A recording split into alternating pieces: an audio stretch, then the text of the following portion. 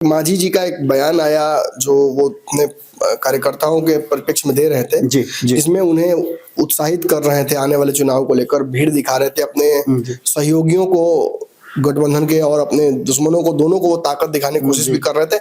लेकिन इस दौरान उनके मुंह से कुछ बातें निकली। जो वीडियो प्राप्त हुआ इंटरनेट पर, उसमें पूरी घटना नहीं थी, पूरे जिक्र नहीं था। तो अब चूंकि मांझी जी जिस मोड में चल रहे हैं, तो पत्रकारों का नेचुरल सा टेंडेंसी है कि उसको उसी परिप्रेक्ष्य में समझना। लगातार 2-3 दिन से बोल भी रहे हैं बिल्कुल, और उसने कोई कसर नहीं छोड़ी। अगर मांझी जी की बातों को केवल हम विश्लेषण करते रहे, तो ये साफ समझ में आता है कि वो बहुत नाराज हैं। केंद्रीय मंत्री वो हैं, उनके पुत्र बिहार में कैबिनेट में कई मंत्रालयों के मंत्री हैं, पुत्र एमएलसी हैं, वो सांसद हैं, परिवार के कई सदस्य विधायक हैं, आगे भी कई संभावनाएं हैं। 5-6 सीटों तक का बात सुन ही रहे हैं हम लोग, मिल जाएगा।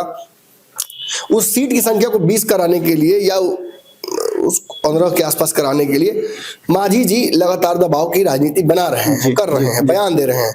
अब इन बयानों को पत्रकार अपने परिप्रेक्ष्य में समझेंगे ना। आप जो बोल रहे हैं उस परिप्रेक्ष्य में ही समझेंगे। निश्चित। तो हुआ क्या कि कुछ पत्रकारों ने और हमने भी मांझी जी के उस बयान को अक्षरशः जैसा उनका बयान था उस तरह से चलाया। लेकिन हाँ, हमने ये नहीं कहा कि मांझी जी इस्तीफा देंगे, ऐसा कह रहे हैं। लेकिन चूंकि उसमें वो जिक्र था, छोटे से बयान में 10 सेकंड का बयान था, उसमें ये जिक्र था कि कैबिनेट छूट जाएगा, कैबिनेट भी छूट जाएगा।